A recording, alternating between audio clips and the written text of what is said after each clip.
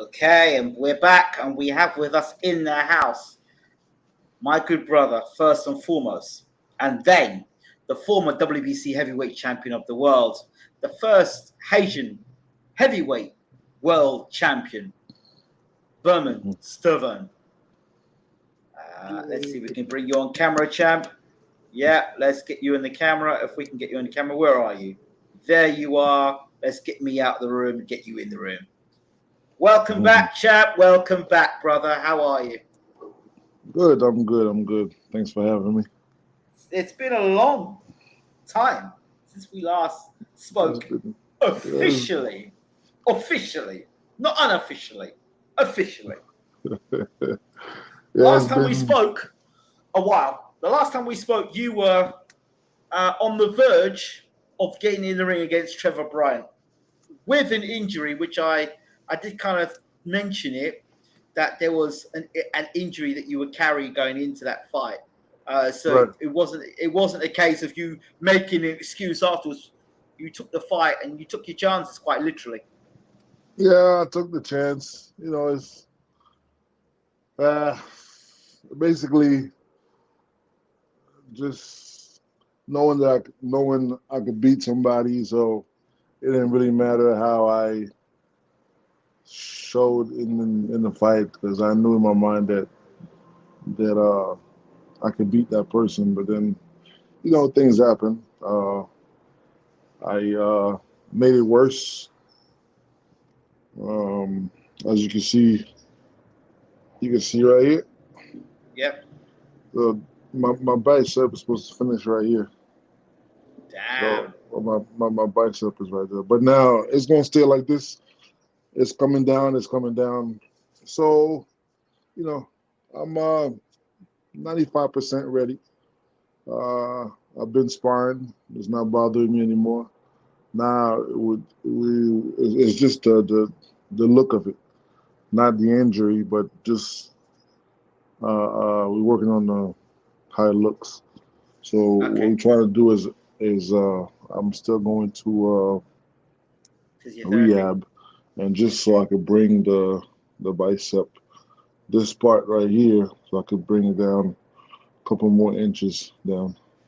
Right. So it's all right. It's cool. So, you know, you live, you learn, and you learn. And there's two ways you can learn in this world. You can learn the easy way or the hard way. Well, yeah, some of us have to learn the hard way, and we still don't learn the lesson. We still learn the good with the hard. Exactly. But anyway, so there's lots to talk to you about. My gosh. I guess the first point of call is Fury versus Wilder 3. Let's talk about that. I mean, Wilder's new trainer, Malik Scott, all those videos before the fight. I picked Fury. I only didn't pick Fury the second fight. I picked Wilder to win the second fight. But then that was my surprise. The third fight, I went with Fury. Why? Not just at this point after the second fight. There's no way.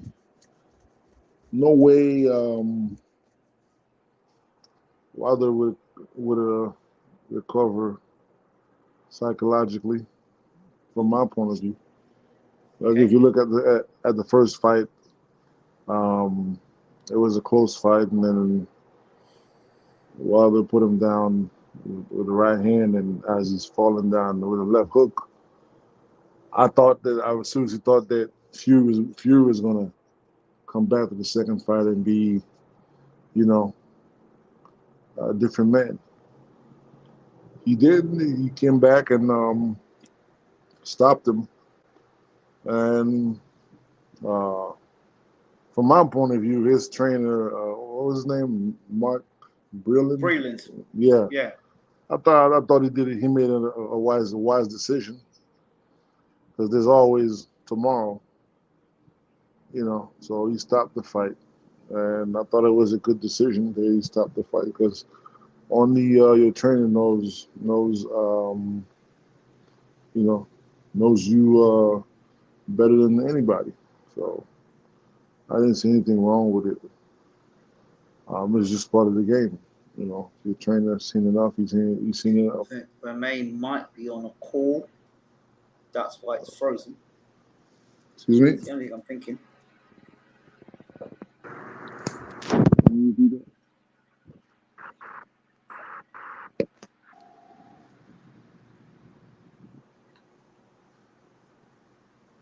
Sorry, go ahead. Were you on a call? Did somebody call you? No, nobody called me. Just froze. Go ahead. Keep going. Yeah, like I was saying, I didn't think it was a bad decision for Mark to stop the fight. And then Mm-hmm. the third fight, if you look at it, I think it should have been stopped also by his corner. Of course, if you still plan on having a career, I think that it should have been stopped. But like he said after the second fight that he rather go out on a stretcher or death is more important than something else. He said than to quit or whatever. Um, I just thought that he was going to. I thought they was going to stop it, but they didn't. They let it go, and what happened. But I was surprised. The first two rounds, I saw Wilder coming out and going downstairs to the body. So I'm like, okay, I was kind of surprised. So he was shooting the jab and the right hand to the body. I was like, oh, okay. So I'm like, I assumed that he came with a different plan this time, but it only lasted 2 rounds, and then that was it. He went right back to the number one thing that he knows, his right hand. So, where does this leave Deontay Wilder now, in your opinion, in the heavyweight division? Is he still the second best heavyweight in the world? I mean, listen, even though he lost, I think that fight, it was a great fight. You can't deny. Say it wasn't. Yeah. It was going back and forth, knockdown and punches and clean punches, and it was a great fight. It was one of the greatest fight I've seen, in the heavyweight division in a long time. Right. Where does that leaves him? I don't know. I'm not. Uh, Only time will tell, or only That's the all. sec- only the when he comes back, if he comes back, will tell. You know. He took a lot of punishment in there. Yeah, he took a lot of punishment. But right now, if it's time to recover, take some time off, and if he can recover, I believe that he can come back. But Are you? I I, just believe that even after the second fight, I always said to myself, he shouldn't fight him again because every fighter has a fighter that Number. has his number. Somebody got your number somewhere.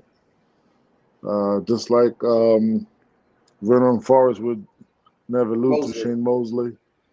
Uh, fights like that today, somebody has your number, and know how to deal with you. And uh, Fury is, Wilder's kryptonite.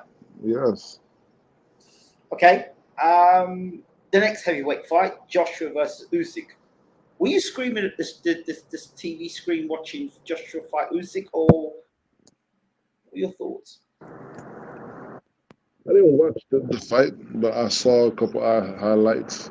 But I always said that When it comes to Joshua, anybody that would be more athletic or smaller than him would probably be Why? uh, there's one thing that I see with like Joshua, he's a bit stiff with a lot of muscle, um, but very stiff. I would like to see him more, you know, relaxed and smooth, and you know, I the way that Usyk fought, you can see Usyk came with a game plan, and if you do carefully, Usyk would use his left hand and grab Joshua's hand and put it down and push it down and hit him with a punch and scoring. You know, Usyk used a lot of tricks for that fight, and I don't think that I think that any fighters that resemble Usyk and that are athletic or a bit smaller than him, Joshua will always have a hard time. And what have you made of Joshua's? He learnt a hard lesson using the wrong game plan, but everybody, including Stevie Wonder, told him, "Do not try and box Usyk." That was the wrong. That was the wrong game plan. Smaller than you, faster than you. No, I don't think he should have tried to box him. And on top of that, Usyk is a southpaw, so there was a lot of mistake done. Um, what he did with Ruiz Ruiz would work. never work. Would have never worked with There are people out there that thought that if he boxed like Ruiz for the second fight, he'd beat Usyk. I'm thinking that's ridiculous. nah, these kind of style to fight is when you fight a fighter that stays in front of you. You know, kind of like Ruiz. You don't move too much, just stays Mhm. there. Fighters like that. You can't fight um, A mover like that. a cruiserweight, a guy that's lighter than you and that's actually athletic and he's faster than you. That's the wrong plane. I just think that he should have turned that fight into a brawl Hmm. and just smuggle him, tie him up, stuff like that. But then people are saying now Joshua hasn't got the game. He hasn't got the stamina for that. And if he throws all them big bombs early, he'd take a round or two to recover. No, I mean that was the only way to fight Usyk because Usyk is gonna move. He's gonna move and he's gonna try to use trick. I would have hoped that I would have thought that Joshua was gonna go forward and just smuggle him and just rough him up a little bit. He got the size for it, you know. What did you make of how easy it was for Usyk to hurt Joshua? Well, that I always had in my gut feelings that you know Joshua is a good fighter or very good fighter. He's a of course he was champion, but I always thought that if anybody that could hit or punch, um, he's not one of those guys that could Take accumulate a lot of punches or like being punched. right. Um, uh, Not to say that he don't have a chin. I'm just saying that he's not known for being hit a lot. Durability. Yeah, yeah, Yeah. yeah, yeah, yeah, yeah, yeah. What have you made of his USA tour of all these trainers he's gone to see? Um,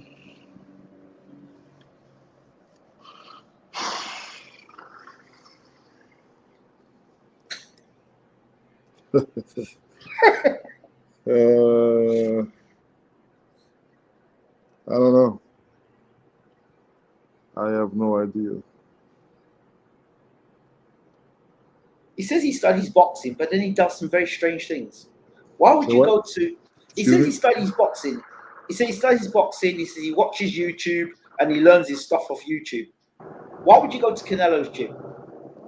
Why would you? Who's Eddie Venosa trained as a heavyweight?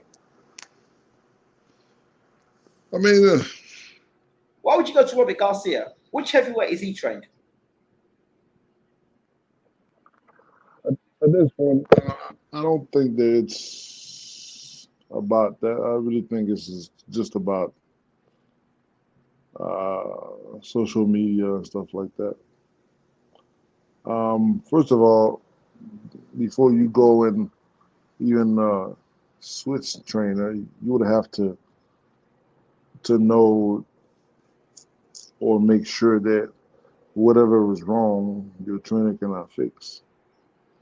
Instead of just leaving your trainer and because everybody make mistakes. So it's not because of one loss that um, you gotta change and switch trainers.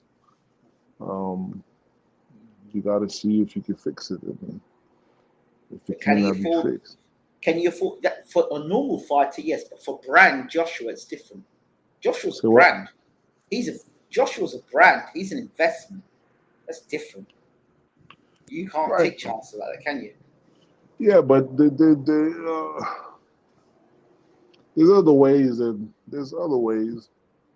Um, sometimes it's not the trainer, and fighters think that it's the trainer. Sometimes it's the fighter itself. Mm-hmm. That's the Mm-hmm. problem, Mm-hmm. and not the trainer. But If you if Joshua was listening to your conversation now, what would be your message to Joshua? say that one more time. If Joshua was listening to you now while he's touring America, what would you say to him? What would be your advice to him? From one fellow boxer to another, from one former world Well, I champion. mean, first of all, right now, I would just tell him to keep this quiet. You know, Mm-hmm. um, take your time and do everything you do behind closed doors. Because Mm-hmm. right now, right now, if anybody, if he's looking for a trainer, and everybody, everybody would raise their hands up. You know, first thing they see is dollar sign. Of course. You know, dollar signs, ex world champion, I think Joshua. You know, these kind of things. That's why you got to be careful. You got to be careful and make make your moves and decision behind closed doors. I wouldn't. I would not make it public that I'm looking for a trainer if I was him. Okay. Let me throw in two names to you. One name in particular, James Ali Bashir. Worked with him in the Klitschko camp, trained Alexander Usyk. Surely, if you've been beaten by Usyk, wouldn't you want to go with the guy that trained him to become a world champion? If I was him, yeah, I would. Why? Why? Yeah.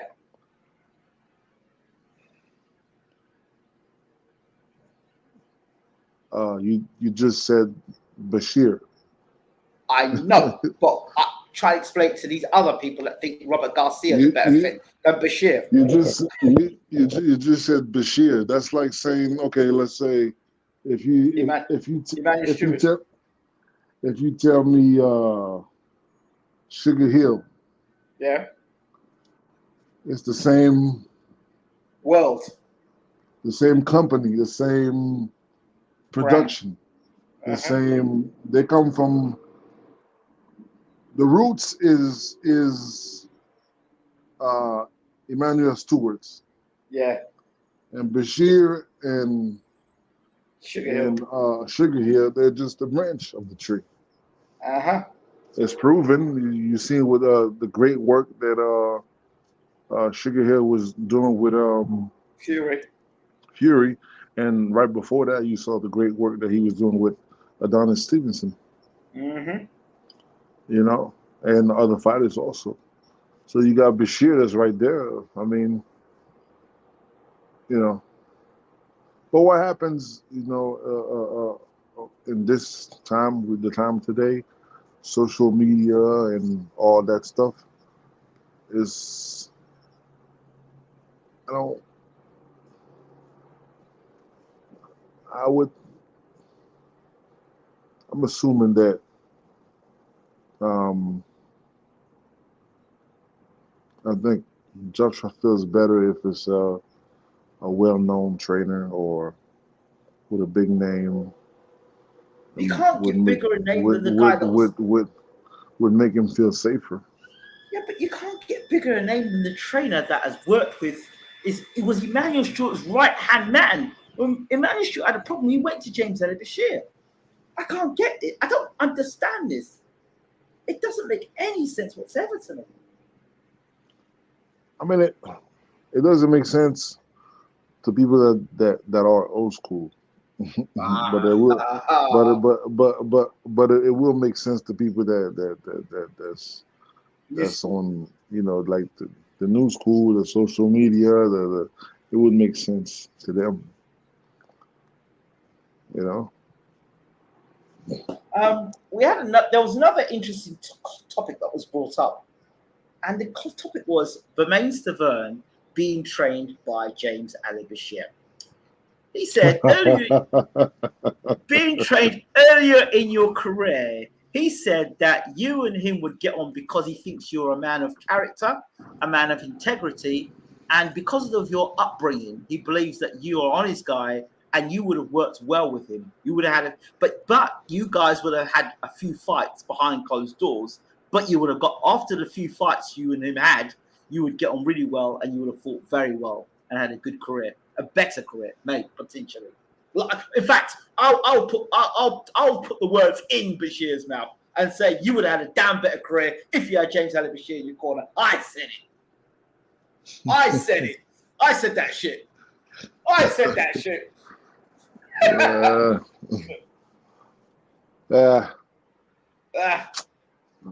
Okay, if you could, let's go back. Let's just go like fantasy going back. What do you think someone like Bashir would have brought to your career? Because then it gives people that are listening in that idea how much you respect Bashir, and you've been up close and personal seeing him work. What he could have given to your career back then that you may not have had in the career that you have had or are having. I think you would have bring a plus, some more knowledge. I remember working with two of his guys. Serenko. Yes. Serenko and the guy from South Africa. The tall. South African. Yeah, I remember working with those, and Bashir was, sometimes I would listen to what he was telling them, and I would apply them. Yeah. No, but Bashir, I've been knowing Bashir even before, even when I was in the Poconos with Sam Peter like years ago, right. And Emmanuel Stewart was there. I remember, I wasn't working with Bashir, but he was around, and it was. I like Bashir, but at the time, I had a trainer.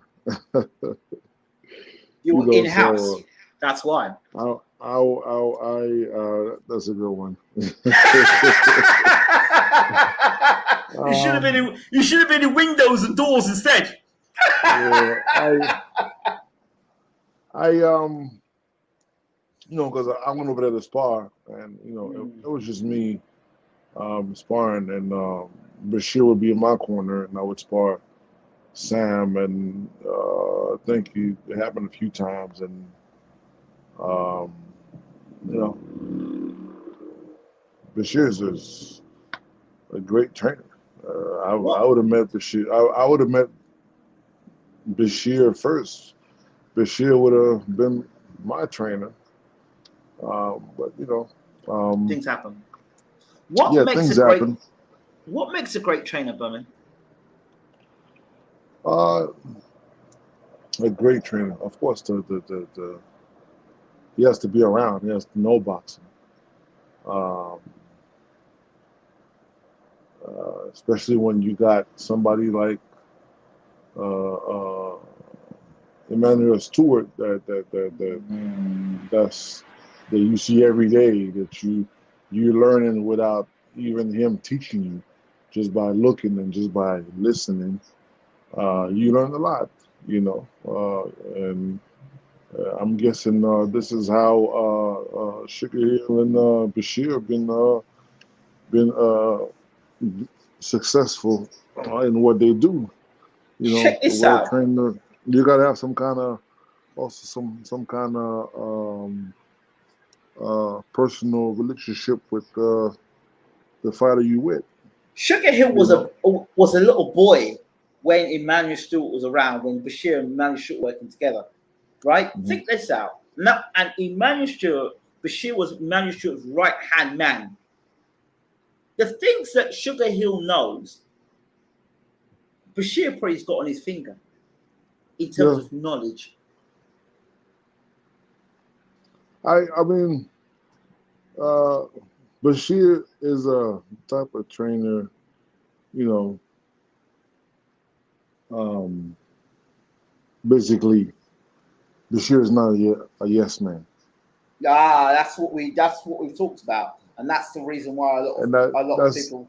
that's that's the most important thing today, because a lot of fighters, a lot of trainers, when they start with a fighter, or not yes man, and they're very strict and very to the book.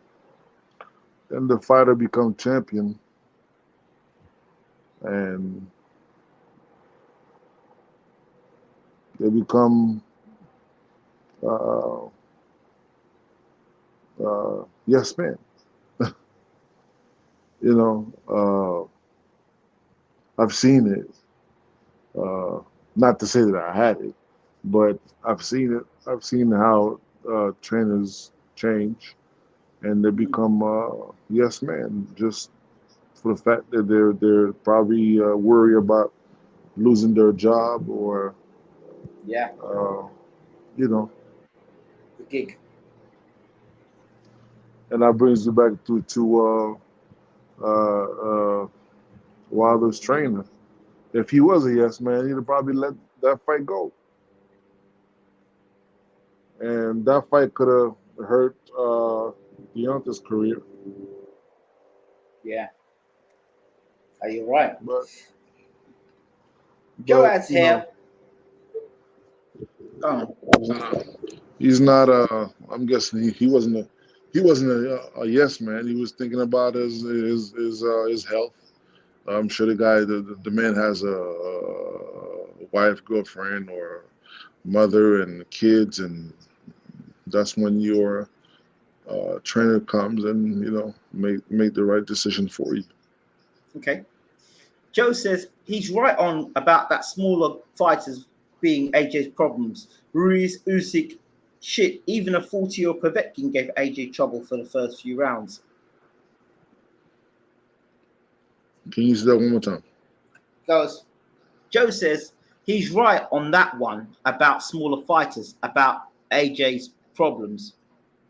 No. Ruiz, Usyk, shit, even a 40-year-old Povetkin gave AJ trouble for the first few rounds. Yeah, that's just like the same for Wilder. he's lucky because there's not too many fighters that's like Fury, but fighters that are bigger than Wilder and taller than Wilder. I don't think Wilder will ever prevail with somebody that's taller and bigger than him. Just like somebody that's athletic and smaller than Joshua. Joshua would always have. But is that down to them, the fighter, or the poor trainers they've invested in? Both. Nah. Both. I don't think Wilder would have problems if Emmanuel Stewart was his trainer. I don't think Joshua would have problems if Bashir was his trainer. Yeah, but listen, you could have the best trainer in the world, but when it comes to apply what you've learned in the ring, you're on your own. The trainer is not there. It's not. I agree with you. If you can't listen, to what the trainer is saying, and you don't go and apply what he's saying in the corner, and he might be the Emmanuel Stewart or God. That's not going to change anything. Okay, we have Leif Gramus in the room. Good evening, Leif. Big supporter of BWTM. He says, I remember.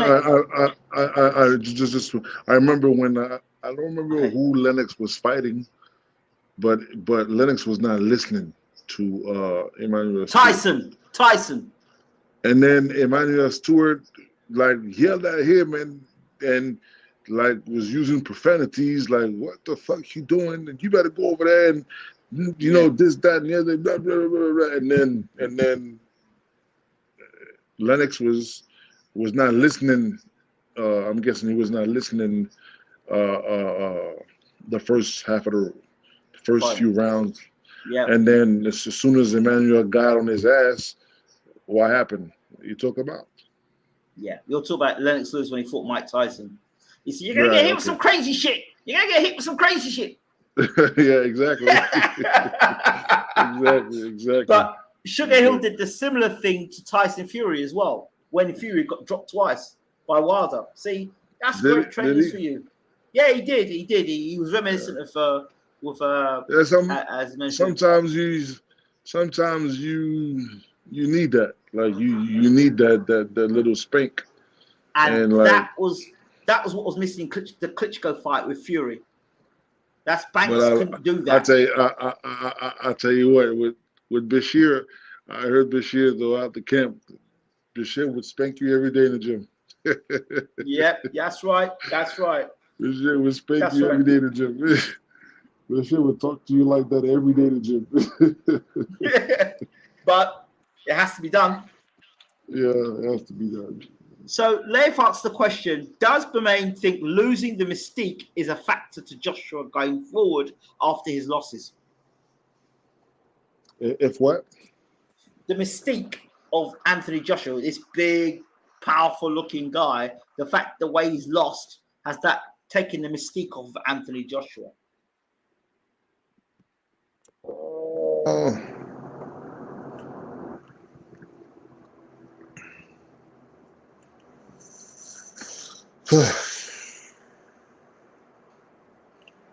Personally speaking,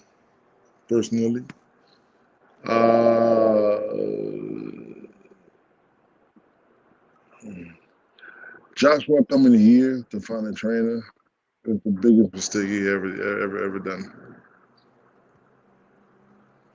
Really?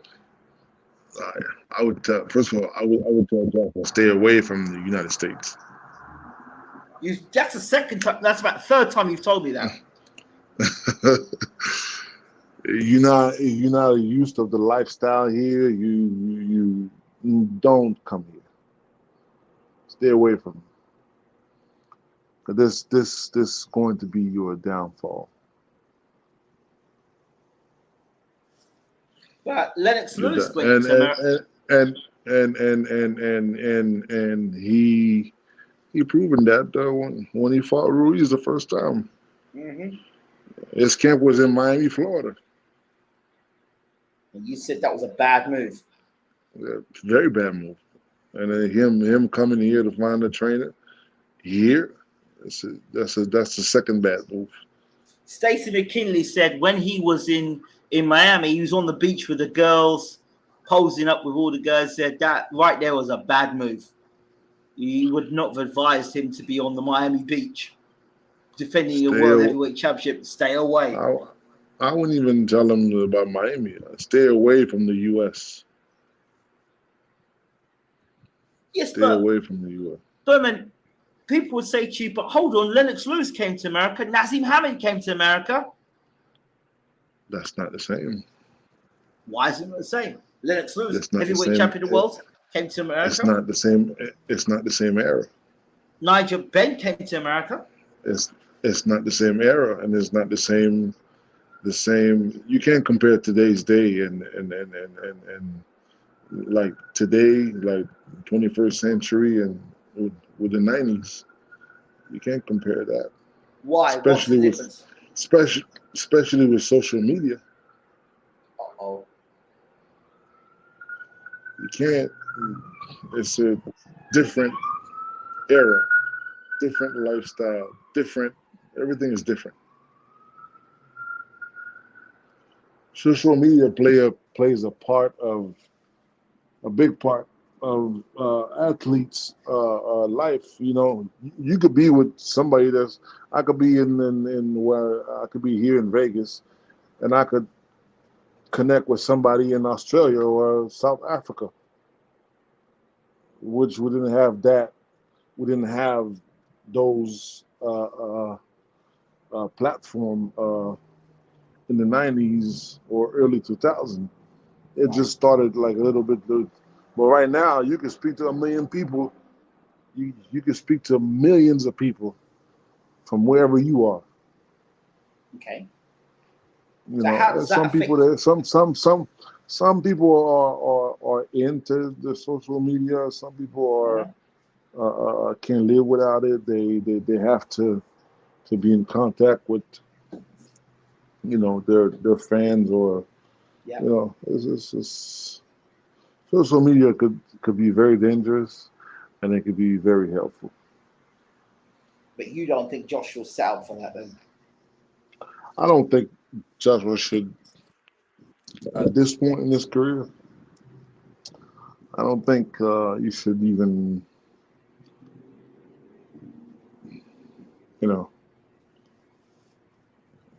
come to the. Then when he What comes about to when he comes to the United States, it's what? It's Miami, Florida, Yep. California, LA, Yep. maybe Vegas.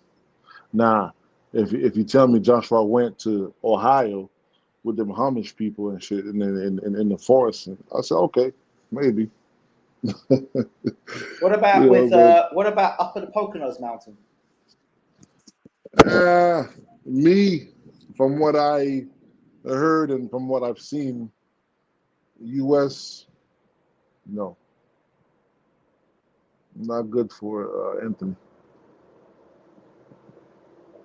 You can always get a trainer here and bring over there. Yeah. But as far as establish yourself here and having camp I and stuff like that, I think I made it's a huge mistake. I made a suggestion back after the Parker fight that Joshua should leave Hearn and he should join with Mayweather and have Leonard Ellaby and Al Heyman in his career. Your thoughts on that?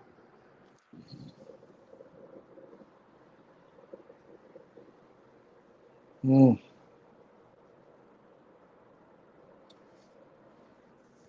I think they would have done Mm. a better job with him than Eddie Hearn's done with Anthony Joshua. With with Wilder around, nah. If they had a Joshua only, yeah. Why'd you say that? I believe they would have more faith in Wilder than Joshua. Okay. Interesting. But Joshua brings more money than Wilder in England. The English pound In England, pays more. yeah. Not, but if they keep it separate like that, and and manage him or take care of him from a distance. But Yep. he's in England and not And here was. in the Yep. U.S. And while there's here, yeah, of course.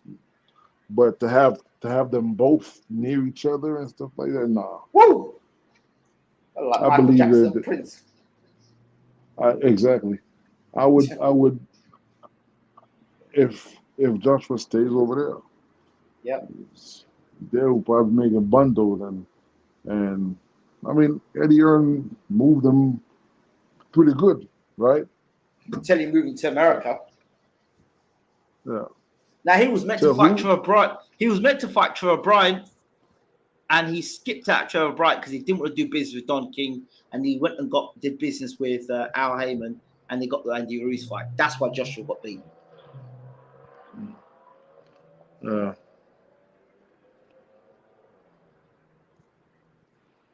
mm,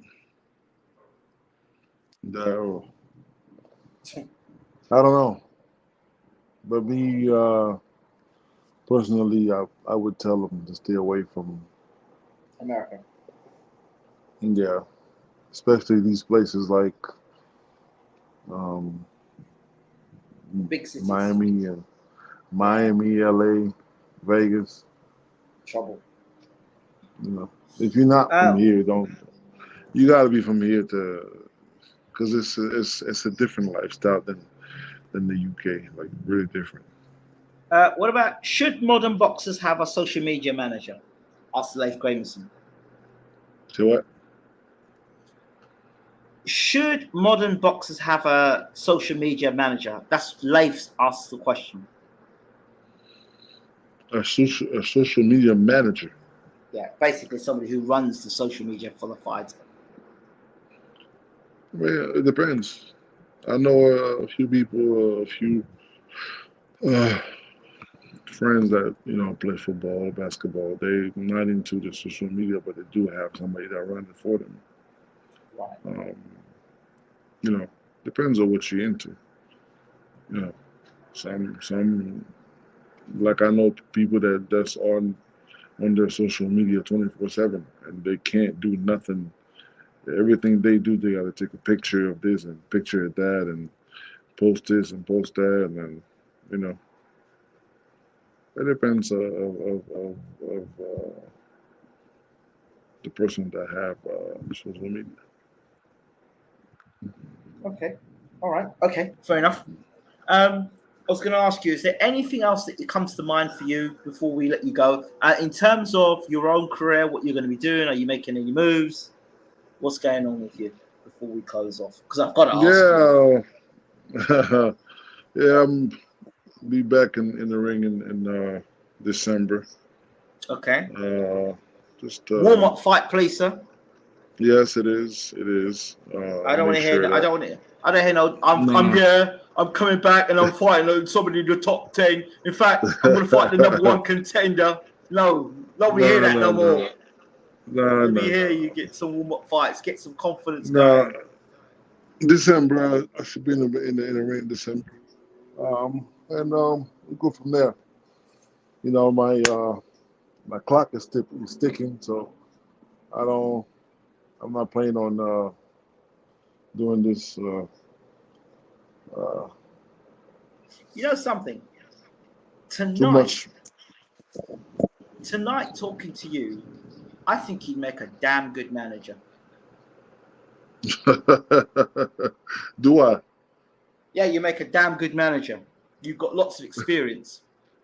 You've got lots of good experience. The World Amateur Championships, World Heavyweight Champion, and then you've got some not so good experiences. But you could talk about the good and the not so good. Well, thank you for the compliment.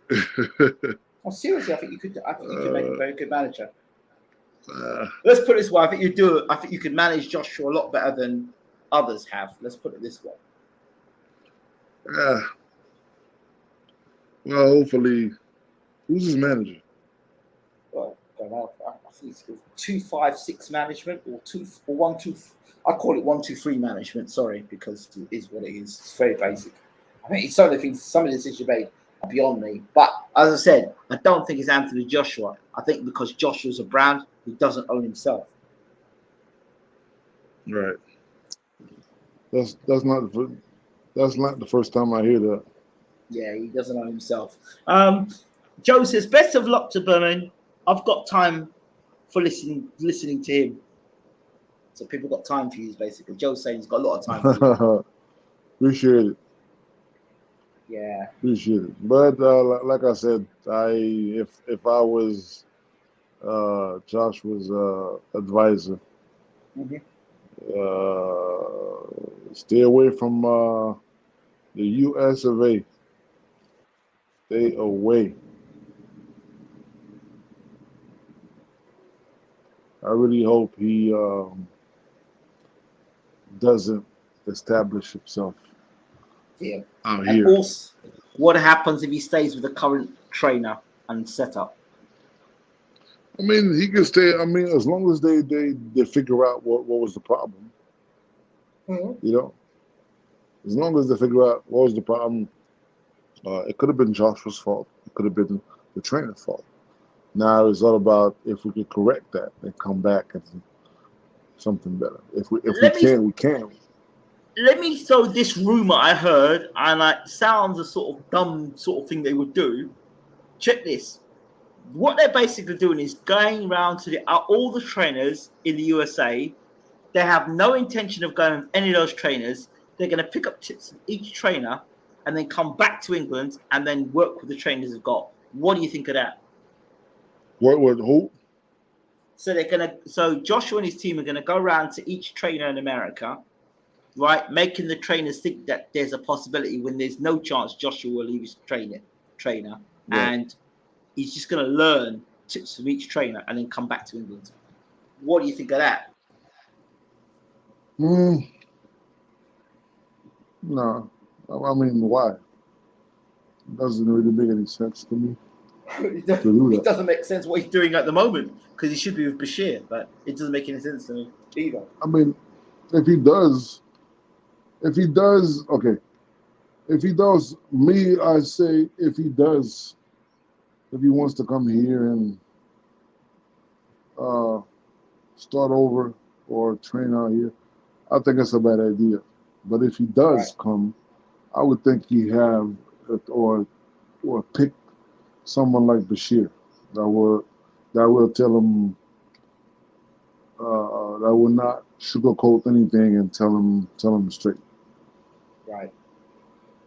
That's what I. So if you're picking you've got one trainer to pick in the world. Finally, who's your pick for Anthony Joshua? If you were advising Anthony Joshua, who would you pick and what would you do? Who would I pick for Anthony Joshua? And then what would you do? You're managing Joshua. What do you do? Sugar Hill or Bashir? Is that a flick of a coin, considering that Uzik was trained by Bashir? Or are you going to go with Sugar Hill? How does that work with the Tyson Fury thing as well? Yeah, but take Tyson Fury out. Like, if I had the choice, it would be between those two. But see, like right now, it's probably not possible, whatever. But yeah. I would go with Bashir. I think that on top of that, Bashir used to train Uzik. And if you look at Uzik, that Michigan Emmanuel Stewart, he still has him. He still fight the same.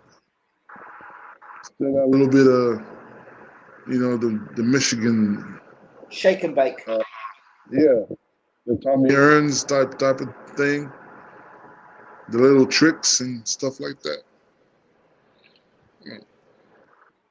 I would go with Bashir. It wasn't. It was. I don't think Do I think Joshua could beat Usyk? I think so. They just went to the fight with the wrong game plan. Okay. All right, champ. Fair enough. Anything else you'd like to say before we let you go? Oh, not really. Just I'll be back in the ring before the year is over. Okay. God willing. Okay. Champ, thank you so much as always. Thanks to you. It's Pleasure. always a pleasure, and I love talking with you. And it's good to have my brother back on BWTM Sports. And anybody that has any issues or personal issues with mental health, I suggest you guys jump on it. It's very helpful. Just like to say that. Thank you, champ. I appreciate that. All right. Until next time, sir, it was a pleasure. Always a pleasure, champ. We'll talk soon. Yes, sir. Take care, champ. Thank you.